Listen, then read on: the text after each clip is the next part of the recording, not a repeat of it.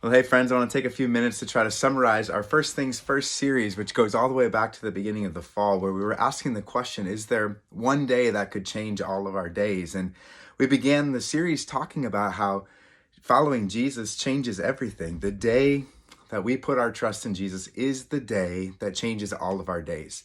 And so we kind of have to look at our lives. We have to evaluate the fruit of the lives that we're living. And if we find that the fruit is not to our taste or not to our liking, or our lives are not turning out the way that we thought they would or the way we would hope that they would, we find that we have to adjust our pursuits. And we need to seek first the kingdom of God. That's what from Matthew chapter 6, verse 33, where this whole series kind of came from, when Jesus says to seek first the kingdom of God and his righteousness. And we started talking about and illustrating that in that first sermon, the story of Pinocchio, and how we can't be our full selves in a small story. We can't be our true selves in a puppet story. And Paul in Ephesians chapter 3, verses 16 to 19 talks about how when we get to know the love of God, the infinite and intimate love of God, we become filled to all the fullness of God. The infinite and intimate love of God, a love that is incomprehensible and unknowable. It's a love that surpasses knowledge, and yet it's a love that we can know the heights and the depths and the breadth and the width.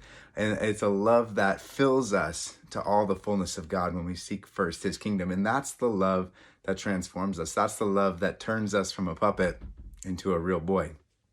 And that kind of kicked us into then the six pursuits that we have at City Coast. And we talked about them kind of like dimensions of a Rubik's Cube, where you have these six faces, but all of these things kind of poke up and they show in different ways in our world. And so we talked about pursuing beauty. And when we're empowered by the infinite and intimate love of God, we can pursue beauty instead of the weariness and the burnout and the exhaustion that the world promotes. Instead of just working harder and grinding harder or hustling more, Christians believe that there's beauty before, beyond, and within what's broken. This broken world, these challenging circumstances that we live in, we believe that there's beauty before that. Before this story got disrupted, before all the chaos and stuff came into it, there was a garden in which God had put everything together, and everything was right, and everything was whole, and everything was beautiful. That's what Genesis 1 and 2 talk about. And then we believe that there's beauty beyond that. That Revelation chapter 21 tells the story of God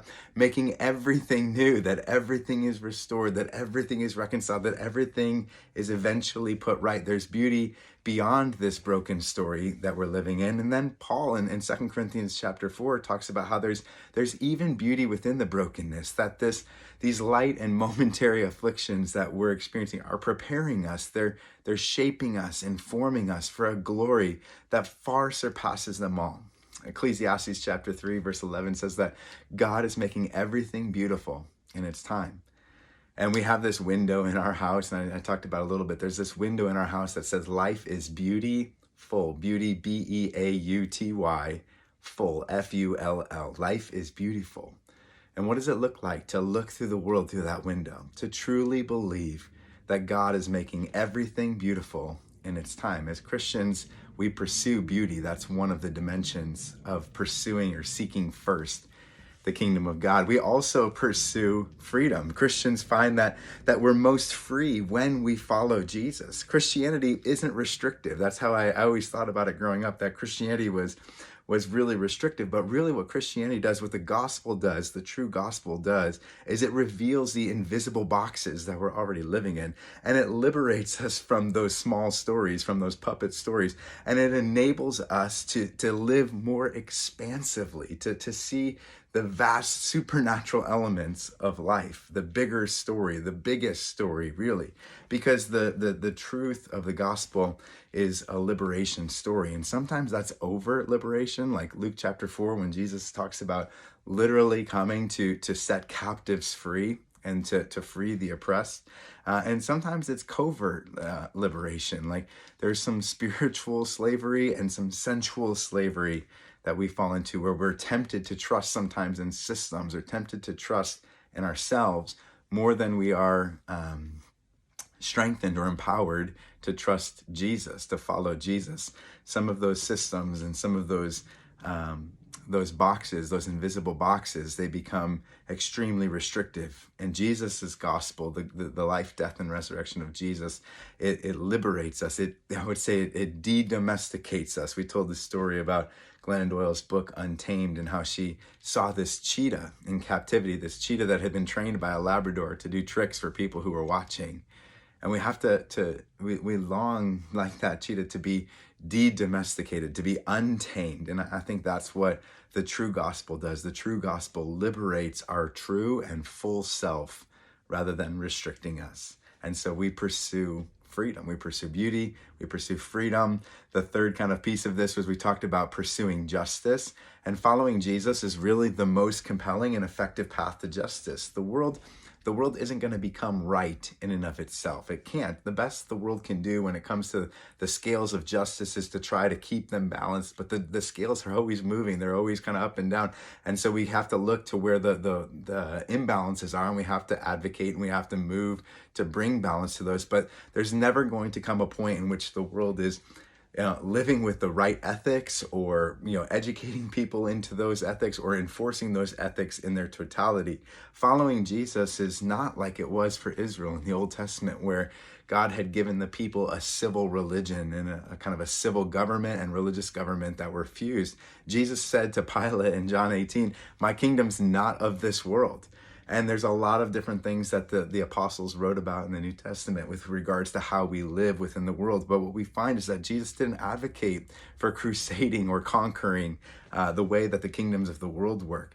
Christians learn to promote justice both through their passions, through the things that we've suffered and the injustices we've suffered. Those become motivation or inspiration for us to advocate and pursue justice. And we learn to pursue justice through our privilege. There's the gift of guilt that awakens us to empathy.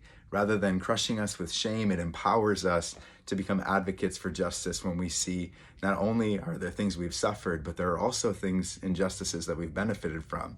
And we need to be actively repenting and moving in the direction of advocating for those who have been the victims or the oppressed in the midst of our privilege.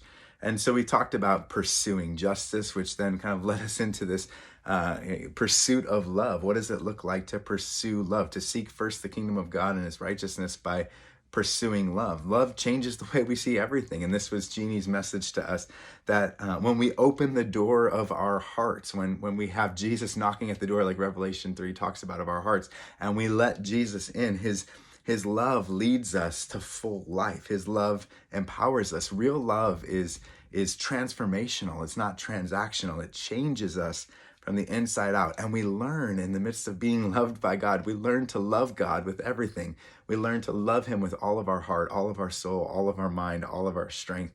And we learn to love everyone always. And so we pursue beauty, we pursue freedom, we pursue justice, we pursue love.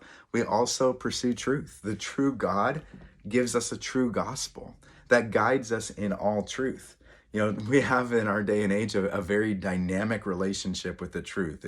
It's almost like Paul wrote about in Ephesians chapter 4, where we're like children. We're tossed to and fro. We're carried about by every wave and wind of doctrine, of human cunning, and by deceitful schemes. And so we have to grow up. We have to grow up speaking the truth in love. We are to grow up into Christ. The true God gives us a true gospel. He breaks that old storyline from Genesis chapter 3, that storyline of deception, accusation, and destruction, where we're deceived into believing a lie. And then once we step into that space, we hear that accusation, the accuser's voice telling us that we should be ashamed and we should be afraid of God. And what ultimately happens is if we stay in that space of deception, accusation, then we're led away from life and we are destroyed. And that's the end goal of our enemy. He is a deceiver, he is an accuser, and he is a destroyer. And so we have to break that cycle of deception, accusation, and destruction with the truth. And when we do that, when we pursue Jesus, we pursue truth. And God has this way of, we talked about kintsugi art. He has this way of creating beauty out of those broken parts of our story, that he fills the gaps, he fills the cracks with glory. And so that's the truth of the gospel.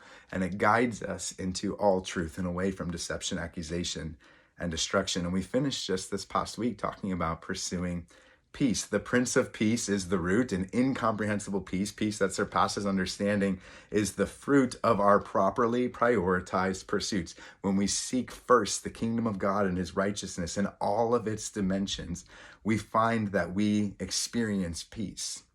We talked about the chaos and the combustion of the soul, like a steam engine train that most people are operating with. But what God does when we root ourselves in the Prince of Peace, when we root ourselves in Jesus, we experience a peace that surpasses understanding, and we become a non-anxious presence in the world.